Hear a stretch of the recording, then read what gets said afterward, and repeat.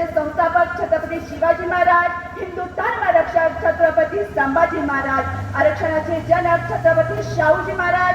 तर हा देश कोणत्याही धर्मग्रंथावर चालत नसून हा देश संविधानावर चालतो. असे संविधान बहाल करणारे आमचे डॉक्टर बाबासाहेब आंबेडकर या सर्वांना वंदन करून मी माझ्या भाषणाला सुरुवात करते. सर्वांच्या तनातनात मनामनात आणि कणाकणात बसलेला विषय मी आज इथं घेऊन येत आहे. तो म्हणजे युगपुरुष डॉक्टर बाबासाहेब आंबेडकर. युगपुरुष डॉक्टर बाबासाहेब आंबेडकर होते अंधारलेले जीवन एक नव्हता प्रकाशाचा किरण. होते अंधारलेले जीवन एक नव्हता प्रकाशाचा किरण.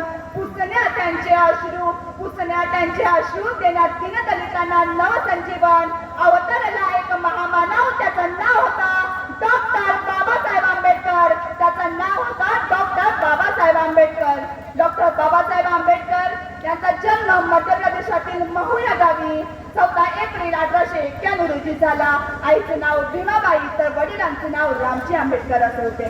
डॉक्टर बाबासाहेब आंबेडकरांचा चेहरा जरी समोर आला तर पण वाटतं मोजू तरी कशी उंची तुझ्या कर्तृत्वाची, मोजू तरी उंची कशी तुझ्या कर्तृत्वाची.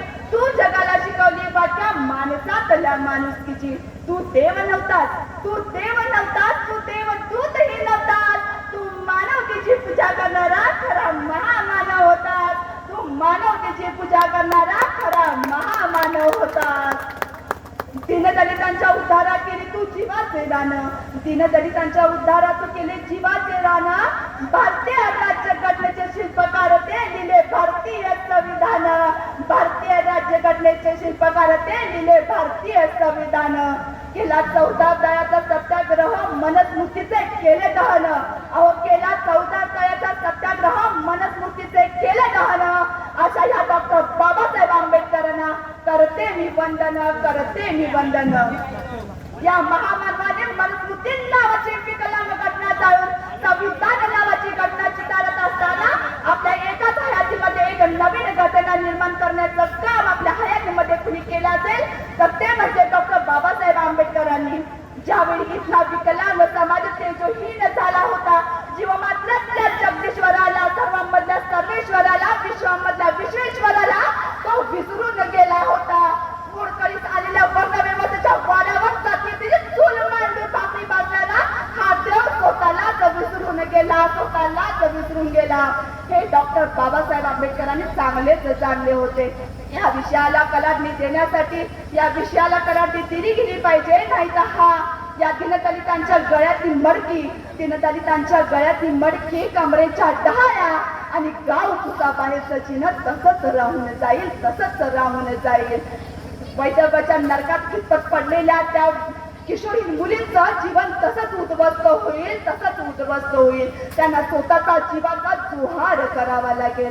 कामगारांना तापकाचा मार खावा लागेल तर श्रमिकांना भीक मागावी लागेल. आणि हे काम बंद करण्याचं काम तुमचं आमच्यासाठी आज डॉक्टर बाबासाहेब आंबेडकरांनी केलं. म्हणून आज आम्ही इथं ताटमानेनं बसलोय.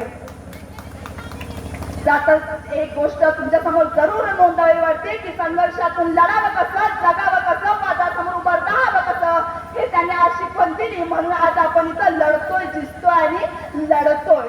त्यांच्या जीवनातील एक घटना तुमच्या समोर आवर्जून मांडावी वाटते की इयत्ता 5वीत शिकणारे हे भीमा नावाचं मुलगं इयत्ता 5वीत शिकत असताना वर्गाच्या बाहेर शिक्षणाचे धडे घेत होतं. हे पोरगं त्याला आत बसण्याचा अधिकार नव्हता.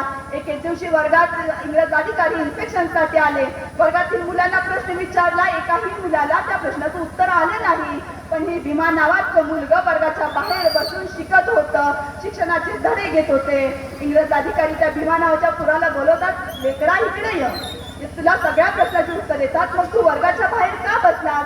तेव्हा भीमा नावाचं मुलगं उत्तर देते, आवर्जून ऐका. भीमा नावाचं मुलगं उत्तर देत आहे, साहेब आकाशातून उडणाऱ्या पक्ष्यांच्या सावलीचा प्रकाश या जमिनीला त्याचा वेटा होत नाही.